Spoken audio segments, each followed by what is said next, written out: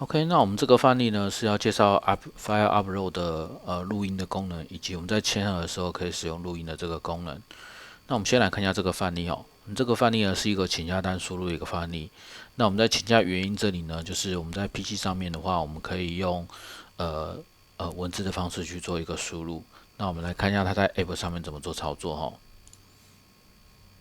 那现在呢，我们先把我的手机的画面呢投影到我们的 PC 上面。OK， 那我们开启我们的 App，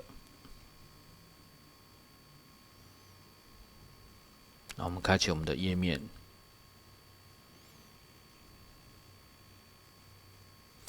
OK， 我们可以看到，这是在我们的 App 里面，我们这边有请假原因呢，就是使用者如果想要请假的话，我们可以用文字的方式去这边去做输入。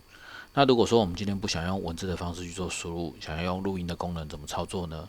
那我们先回到我们的 PC 这边设计界面。那我们找到我们这个请假原因的这个栏位，原本它的控制项类别是 Text Bus， 我们把它改成 File Upload。那 File Upload 原本它是可以让你去做档案的上传的功能。那这边除了在档案上传里面，这边还可以选择用录音的功能。那这个录音的功能呢，只有支援在App 上面去做使用。那我们做个存档。那存档之后呢，我们再回来看一下我们的手机的部分。我们回到上一页，重新进来这个页面。OK， 我们就可以看到原本这边的请假原因呢，它是从原本的 Text Bus 改成是可以让我录音的。那我们就点选录音功能。我想要请假，因为身体不舒服。OK， 这样我们就很快的就录音完了。那如果我们想要回放的话，就点选回放，然后我点选重新录制。那如果确定没问题，我们就点选确认。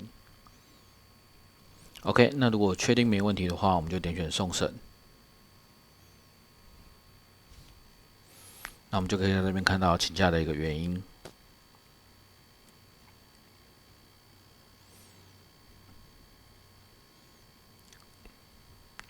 OK， 那我们今天签合的人进来之后，我们就可以看到他当初这个请假的这个原因。那如果说他今天想要核准的话，就点选核准。那在核准这边呢，原本呢我们这边是也可以用文字的方式去做输入。那我们也可以点选上传的功能。那上传的功能，我们这边可以点选用录音的方式去做一个上传附件。那如果身体不舒服的话，请记得去看医生哦。OK， 那一样我们就可以看到，我们这边就也可以做录音的方式去做一个备注。那一样，如果需要回放的话，我们就点选回放啊，重新录制啊。如果确定没问题，我们就按确定。OK， 那我们这边就可以看到，这个上传这边也有一个附件，然后按确定。OK， 那这笔订单我们就已经结案掉了。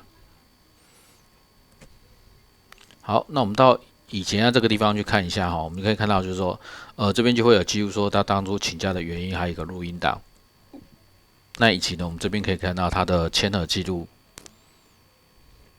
签合记录最下面这边也有一个，就是我们当初的一个备注的一个录音档。